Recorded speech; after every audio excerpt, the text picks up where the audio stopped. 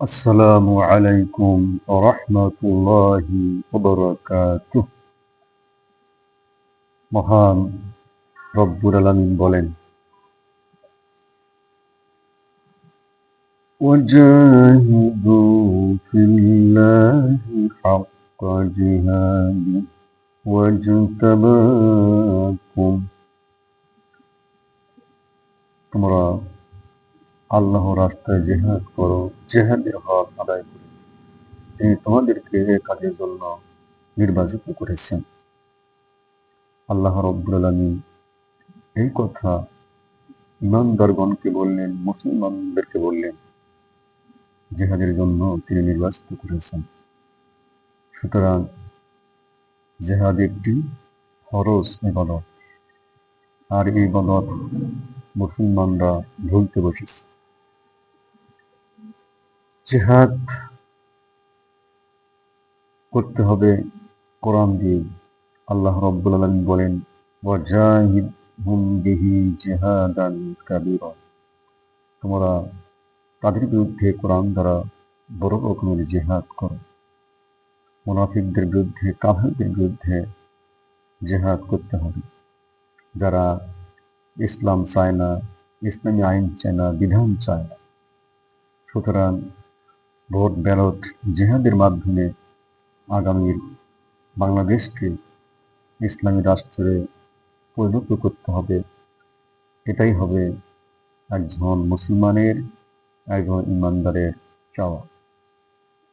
তার কারণ আল্লাহ রব্বুল আলামিন তিনি মানুষকে এমনি এমনি জান্নাত দেবেন না, ইমানদারকে, মুসলমানদেরকে এমনি এমনি জান্নাত দেবেন না।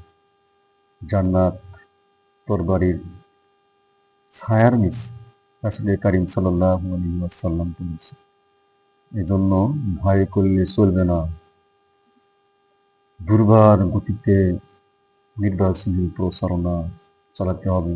যে যেভাবেই আসি, যেভাবেই থাকি না কেন, ইমাম হোক, আলিম হোক, পীর হোক, বুজুর্গ হোক, ইমাম তার হিকমত অনুযায়ী, সাধ্য অনুযায়ী চেষ্টা করবে নির্বাচনী প্রচারণা চালানোর জন্য।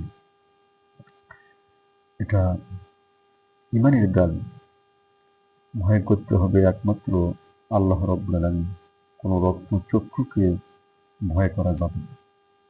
তাই আগামী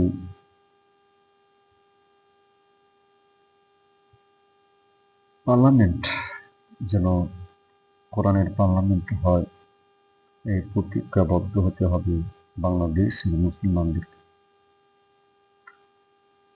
যাতে করে এদেশে শান্তি নিরাপত্তা নিশ্চিত হয়। আর কোরআনুল কারীম দ্বারা সমাজ গড়লে অবশ্যই ব্যক্তি, পরিবারের, সমাজে, রাষ্ট্রে শান্তি বিরাজ করবে, এতে কোনো সন্দেহ নেই। আল্লাহ রাব্বুল আলামিন কোরআনের শুরুতেই বলেছেন, যালিকাল কিতাব লা রাইবা ফীহ। এটি এমন একটি কিতাব যার মধ্যে কোনো সন্দেহ নেই। তার মানে এর মধ্যে যে হুকুমগুলো আছে, সেই হুকুমের ব্যাপারে সন্দেহ নেই, বিধানের ব্যাপারে সন্দেহ নেই, আইনের ব্যাপারে সন্দেহ নেই। অতএব কোরআন বলছে যে নিরাপত্তা পাবে যদি কোরআনের আইন বাস্তবায়ন হয়। তাহলে বোঝা গেল যে কোনো সন্দেহ নেই, শান্তি আসবে, নিরাপত্তা আসবে। মহান রব্বুল আলামিন তৌফিক দান করুন, যাতে আমরা ভোট ব্যালট যুদ্ধের মাধ্যমে আগামীতে ইসলামী সরকার কায়েম করতে পারি। আসসালামু আলাইকুম ওয়া রাহমাতুল্লাহি ওয়া বারাকাতুহু।